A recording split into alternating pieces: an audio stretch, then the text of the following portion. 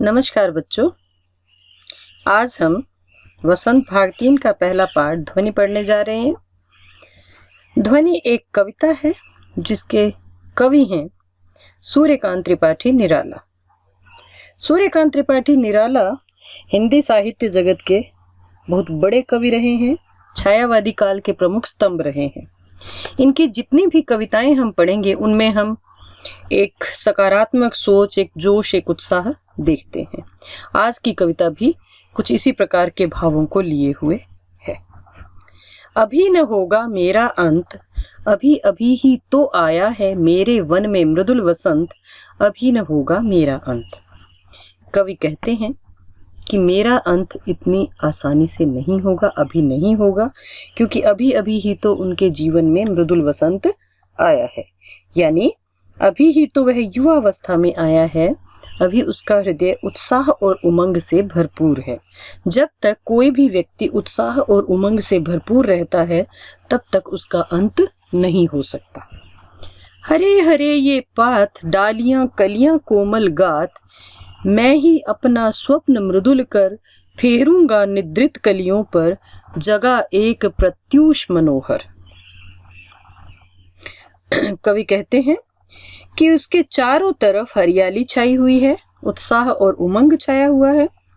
वह अपने चारों ओर जो हरे हरे पत्ते देख रहा है, कोमल शरीर वाली कलियां और डालियां देख रहा है, वह अपना स्वप्न भरा कोमल हाथ इन निद्रा से अलसाई कलियों पर फेरेगा और उन्हें जगाकर एक नई मनोहर सुबह देगा। प्रत्यूष यानी सुबह।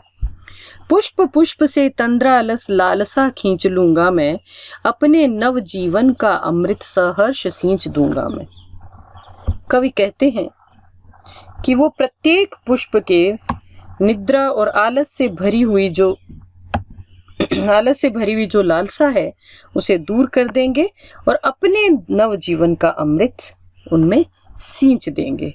यानी उनका ये मानना है कि वे जो छोटे बच्चे इस संसार के हैं, आज वो चारों तरफ जो उत्साह और उमंग के दर्शन कर रहा है, नई उमंग और ऊर्जा से उसका जीवन जो भरा हुआ है, वह जो युवा पीढ़ी है, जो छोटे बच्चे हैं उनको, और जो अभी तक इस उत्साह या इस ज्ञान के प्रति जागरूक नहीं है, वो उनको अपने स्वप्न भरे मृदुल हाथों से उनको उठाएगा, उनके जीवन में एक नई प्रेरणा, एक नया जोश भर देगा। अपना उत्साह वो उनमें भरेगा और उनको एक नई आशा दे देगा। वो कहता है कि आज वह प्रत्येक पुष्प की निद्रा और आलस से भरी लालसा दूर कर देगा और उन्हें अपने जीवन के अमृत से सींच देगा। आज वह सबको नई प्रेरणा देगा, सबके जीवन से आलस्य और निद्रा दूर कर देगा एवं अपने उत्साह से उन्हें भी उत्साहित कर देगा। द्वार दिखा दूंगा फिर उनको हैं मेरे वे जहां अनंत, अभी न होगा मेरा अंत।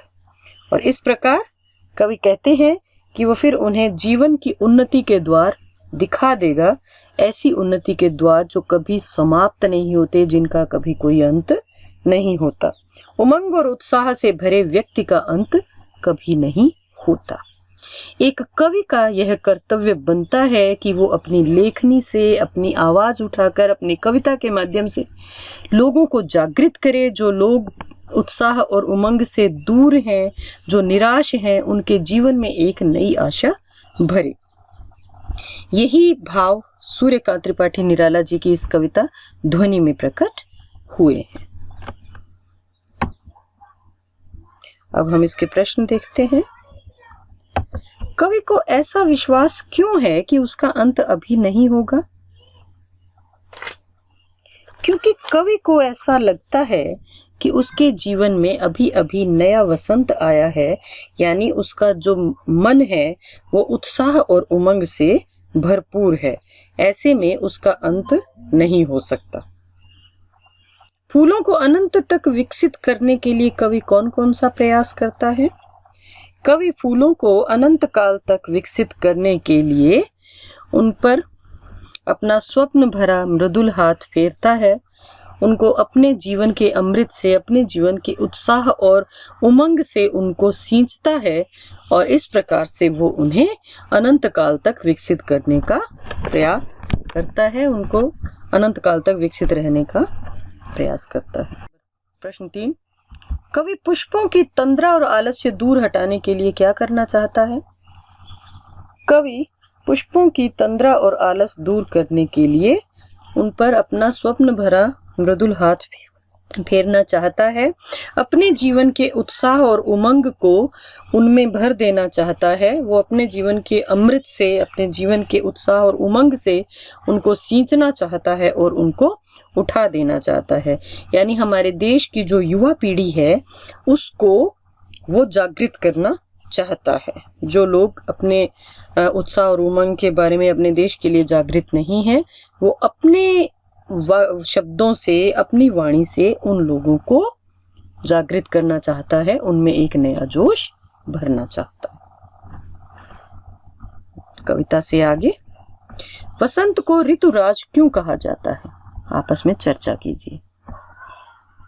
बच्चों, वसंत ऋतु एक ऐसी ऋतु है जिसमें ना अधिक गर्मी है ना अधिक सर्दी है। पतझड़ का मौसम अभी गया ही है।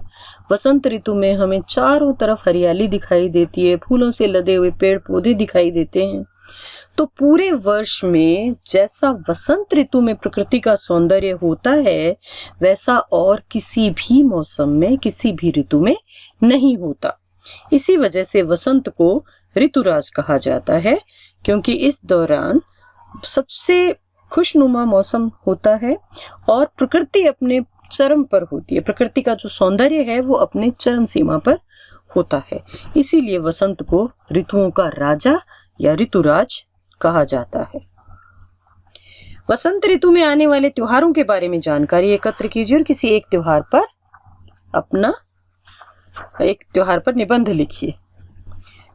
बच्चों, वसंत ऋतु के दौरान वसंत पंचमी और होली, ये दो त्योहार मुख्य रूप से आते हैं।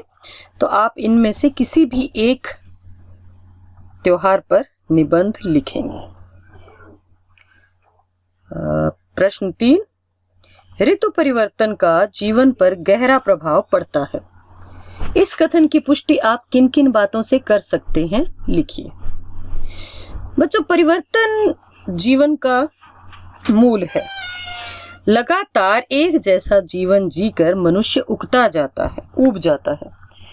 तो जीवन में परिवर्तन अवश्यंभावी है। एक नया उत्साह, एक नई उमंग, एक गतिशीलता परिवर्तन के कारण ही बनी रहती है। ऋतु परिवर्तन का जीवन पर बहुत प्रभाव पड़ता है। मनुष्य परिवर्तन पसंद करता है।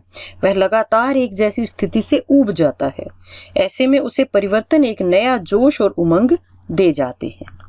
मौसम कोई भी हो, अगर एक जैसा बना रहे तो हम जल्दी ही उगता जाते हैं। प्रचंड गर्मी के पश्चात पड़ने वाली बारिश की बूंदें मन को सुकून देती है। इसी प्रकार कड़ाके की ठंड के बाद आने वाला वसंत मन में नई ऊर्जा का संचार कर देता है। हर मौसम की अपनी कुछ विशेषताएं होती हैं, इसी कारण वो हमें आकर्षित करते हैं। ऋतु परिवर्तन मनुष्य को एक बार फिर युवा और स्फूर्तिवान बना देता है। अनुमान और कल्पना। कविता की निम्नलिखित पंक्तियां पढ़कर बताइए कि इनमें किस ऋतु का वर्णन है। फूटे हैं आमों में बोर, भौर वन वन टूटे हैं, होली मची ठोर ठोर, सभी बंधन छूटे हैं। लगाइए अनुमान बच्चों और बताइए, आप ही सोचेंगे इसके बारे में।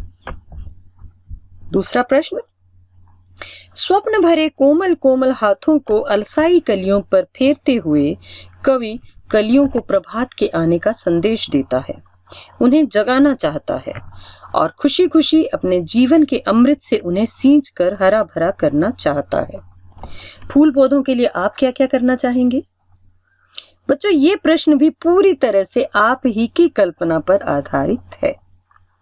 आप किस तरह से पेड़ पौधों की या फूलों की देखभाल करेंगे, किस प्रकार से आप उनकी देखभाल करेंगे, क्या आप उनके लिए करेंगे, यह आप स्वयं सोचकर बताएंगे।